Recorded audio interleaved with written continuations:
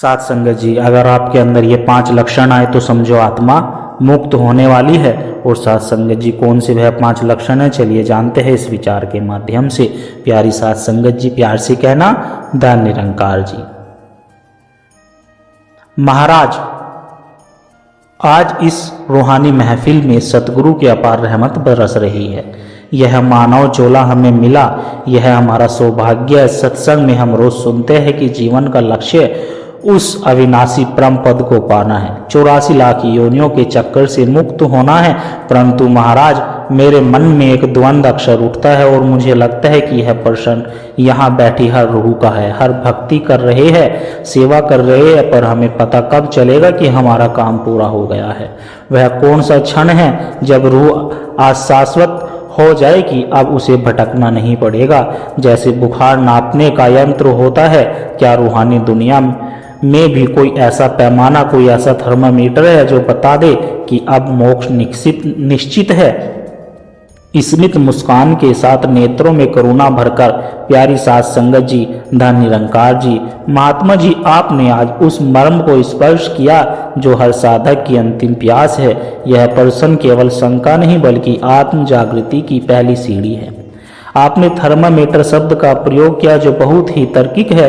जिस प्रकार ज्वर उतारने पर शरीर हल्का हो जाता है और थर्मामीटर उसका प्रमाण देता है, ठीक वैसे ही जब इस जीवात्मा का भाव रोग यानी जन्म मरण का रोग कटता है तो रूह हल्की हो जाती है। शास्त्रों और ब्रह्मज्ञानी संतों ने इसके बहुत स्पष्ट लक्षण या कहे थर्मामीटर बताए हैं। गीता के 15वें अध्याय में भगवान ने उस स्थिति का बहुत ही अद्भुत वर्णन किया है जो एक सिद्ध महापुरुष का लक्षण है। निर्माण मोह जित संग दोषा अध्यात्म नित्या विनिवर्त कामा द्वांदर विमुक्ता सुख दुख संगेर गच्छन्ति अमूढ़ा पदम अव्ययम तत् जिसका मान और मोह नष्ट हो गया, जिसको संग दोष जिन्होंने संग दोष को जीत लिया, जो परमात्मा के स्वरूप में नित्य स्थित है और जिनकी कामनाएं पूर्णतः शांत हो चुकी है, वही उस अव्यय पद यानी मोक्ष को पाते हैं। आइए इन लक्षणों को एक एक करके गहरे उतर कर समझते हैं। महात्मा जी, सबसे पहला कांटा है निर्माण यानी मान शान से मुक्ति। महाराज क्षमा करे, पर मान शान तो हर व्यक्ति की चाहत होती है।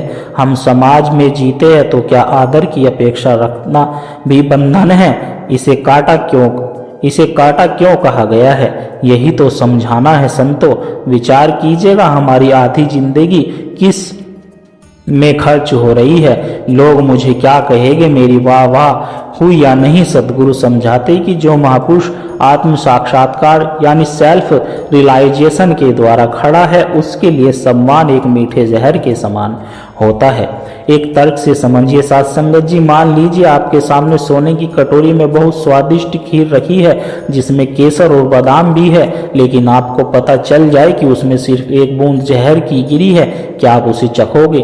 कतई भी नहीं चखोगे। साथ संगत जी, ज्ञानी पुरुष जानता है कि सम्मान की खीर में अभिमान का जहर मिला होता है। जैसे ही हम सम्मान को स्वीकार करते हैं, हमारा मैं यानी ईगो, जिसे हमने भक्ति और सेवा से बड़ी मुश्किल से गलाया था, वह फिर से मोटा होने लगता है। देहाभिमान फिर से सिर उठाने लगता है। कबीर साहब ने कहा है कि कबीर यह तन जात है साके तो लहू बोहरी नंगे पावन जे गए, जिनके लाख करोड़ों का मान पा लेने वाले भी खाली हाथ गए। इसलिए जिसका काम पूरा हो गया वह सम्मान से ऐसे भागता है जैसे हम आग से भागते हैं। उसकी खुशी इसमें नहीं है कि दुनिया उसे क्या मानती है, बल्कि इसमें है कि वह स्वयं को क्या जानता है। क्या यह लक्षण हम अपने भीतर महसूस कर रहे हैं? यही पहला थर्मामीटर है संतो। अद्भुत महाराज, यह तो बहुत बारीक की बात है। सम्मान को विष समझना, यह अवस्था तो बहुत ऊंची है महाराज। श्लोक के द्वारा शब्द आया है निर्मोह। संत तुलसीदास जी ने कहा है कि मोह सकल व्याधिन कर मूला, यानी मोह ही सब रोगों की जड़ है। लेकिन हम गृहस्थ है, परिवार में रहते हैं, क्या परिवार को छोड़ देना निर्मोह है? नहीं महात्मा जी।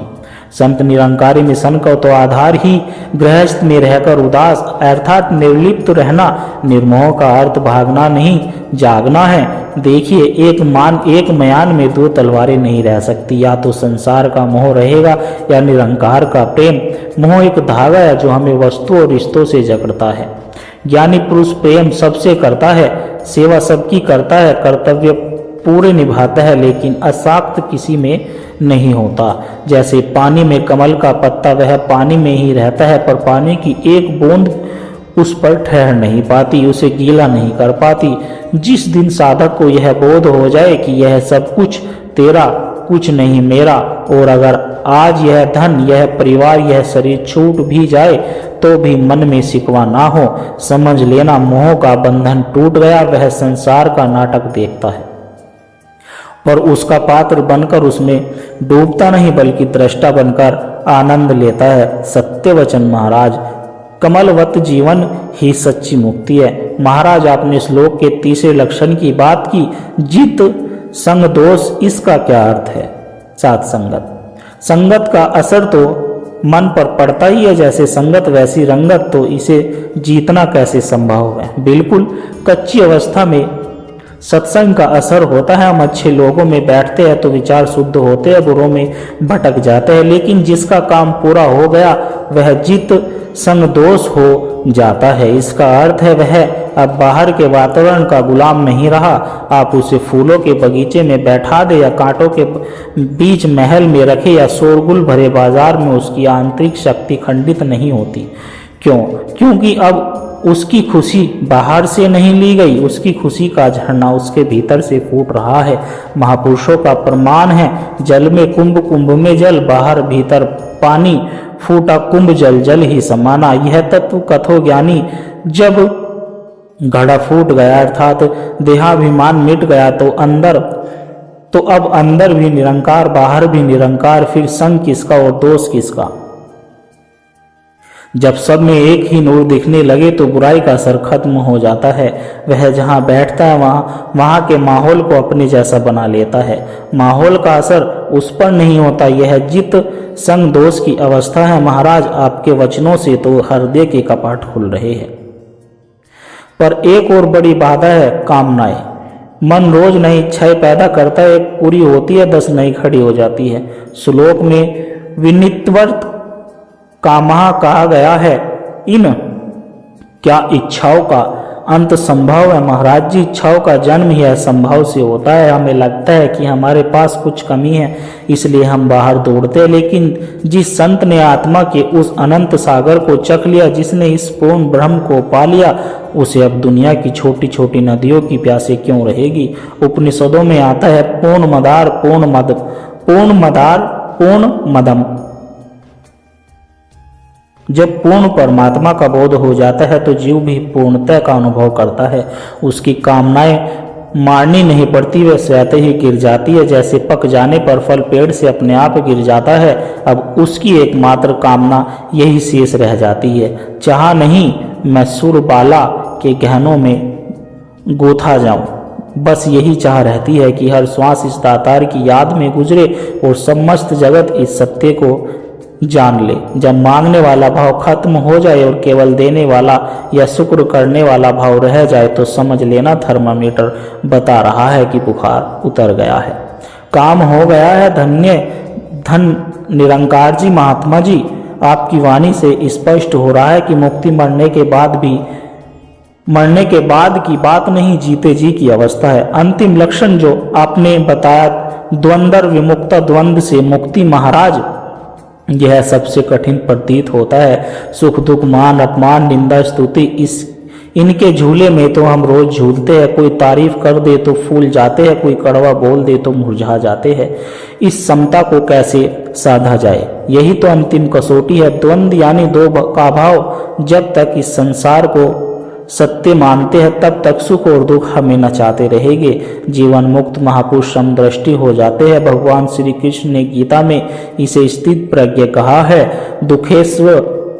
दुखेस्व अनुतावगिन मन सुखेसु विगत से प्रहा। दुख आने पर जिसका मन उद्विग्न ना हो और सुख आने पर जो उछले नहीं। संतों के लिए मान और अपमान एक समान है। कोई उनके चरणों में फूल चढ़ाए, कोई अपशब्द कहे, उनके भीतर दोनों के लिए एक करुणा रहती है।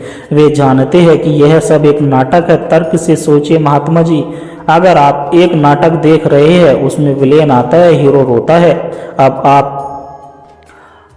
आप सब देखते हैं, पर क्या आप सचमुच दुखी होते हैं? नहीं, क्योंकि आप जानते हैं कि पर्दा गिरते ही सब एक साथ चाय पी रहे होंगे।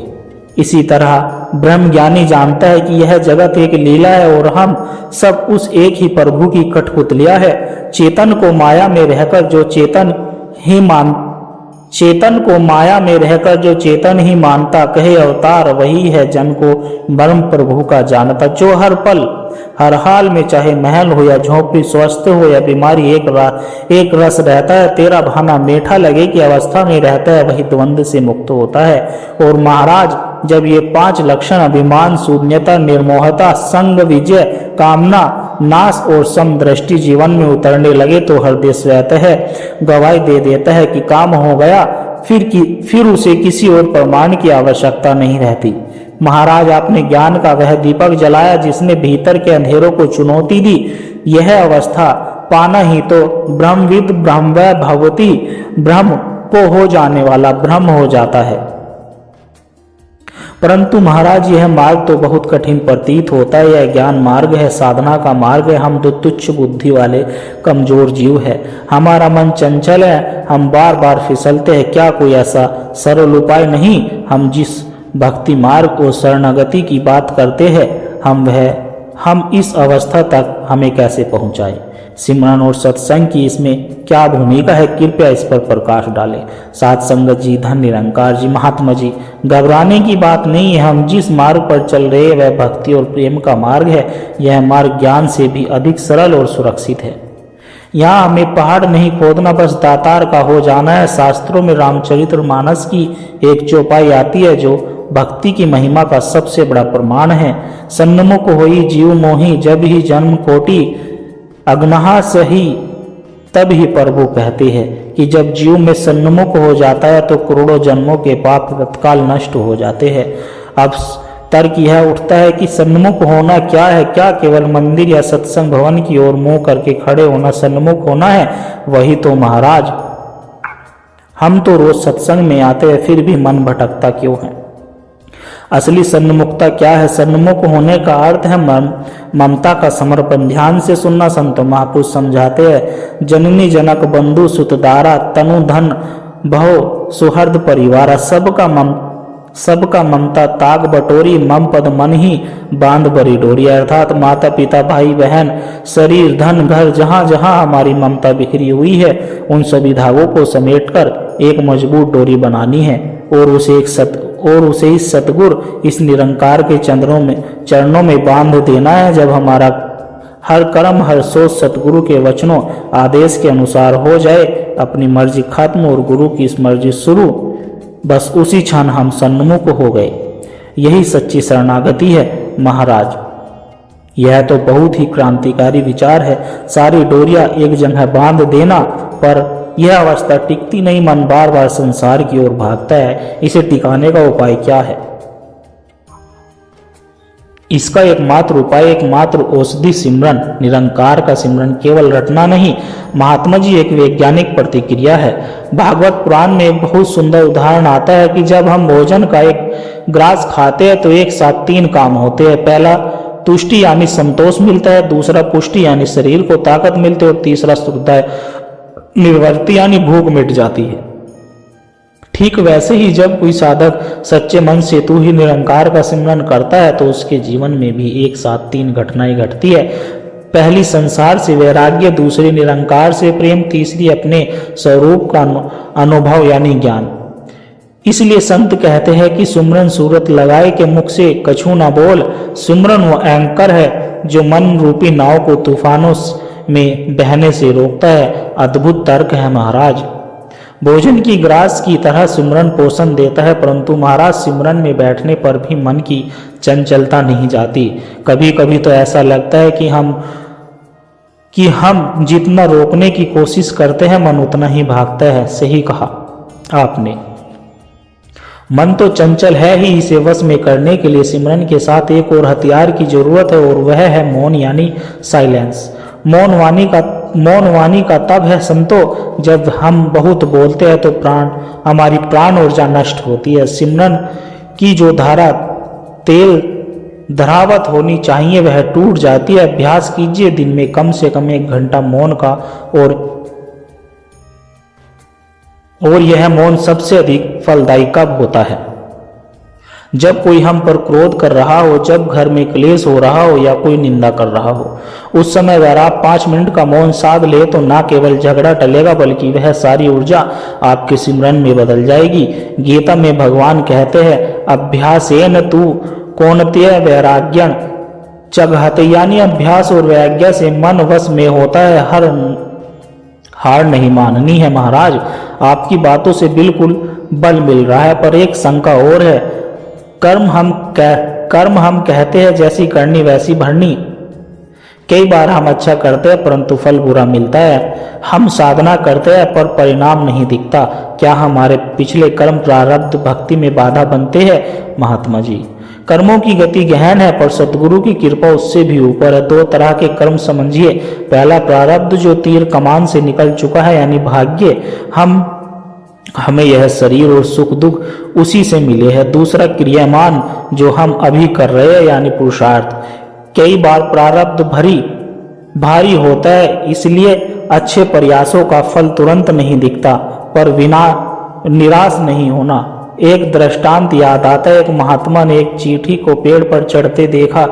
वह 100 बार गिरी पर फिर उठी और अनंत चढ़ गई। सतगुरु हमें समझाते हैं, तुम अपना क्रियामान यानी वर्तमान कर्म यह सिमरन इतना तीव्र कर दो कि लकीरें बदल जाए।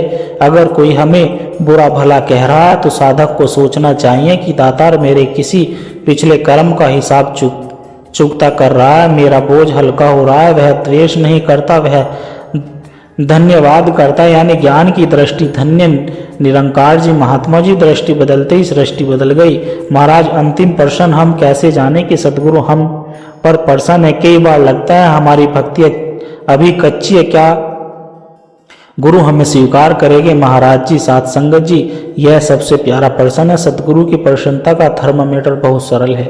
यदि आपके हृदय में निरंकार का सिमरन चल रहा है, यदि आपको सत्संग में जाने की तड़प हो रही है, और सबसे बड़ी बात यह है कि सतगुरु की आज्ञा का पालन खुशी खुशी कर रही है, तो निश्चिंत हो जाइए। सतगुरु आप पर पूरी तरह प्रसन्न है। गुरु प्रसन्न साहिब अनुकूला, मिट्टी सकल कल्पित भवसूला। गुरु किसी शरीर का नाम नहीं महात्मा जी, गुरु एकत्व है, एक नूर है।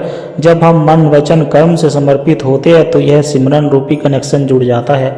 आप दुनिया के किसी भी कोने में हो, अगर आपकी तार जुड़ी है तो सतगुरु की रहमत वहां भी काम करेगी। प्रभु ने स्वयं कहा है कि मोते अधिक संत कर लेखा, यानी मुझे भी बढ़कर मेरे संत है।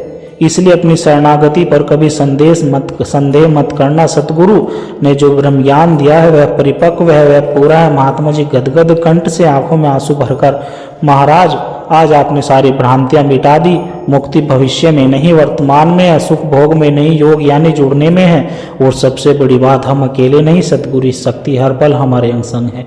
कृपा करें कि हम अंतिम श्वास तक सेवा सत्संग और सुमरन से जुड़े रहे। महाराज जी यही अरदास है निरंकार से। साथ संगत जी, हम सब चाहे गृहस्थ में हो या व्यापार में हो या नौकरी, या हमारा आधार हमारा बेस यह निरंकार होना चाहिए। जैसे पतंग कितनी भी ऊंची उड़े उसकी डोर हाथ में सुरक्षित रहती है, वैसे ही हम संसार में उड़े पर हमारी डोर सतगुरु के हाथ में, ज्ञान के हाथ में रहे। आइए मिलकर अरदास करें कि हे दातार, हमें इतनी शक्ति देना कि हम संसार में कमलवत रहे, मान अपमान सुख दुख में सम रहे, और यह मानव जीवन जो बड़े भाग्य से मिला है इसे तेरे चरणों में सफल कर सके। बोले सतगुरु माता सुदीक्षा सविंदर हरदेव जी महाराज की जय। साथ संगत जी बड़े प्यार और सत्कार से कहना, धन निरंकार जी।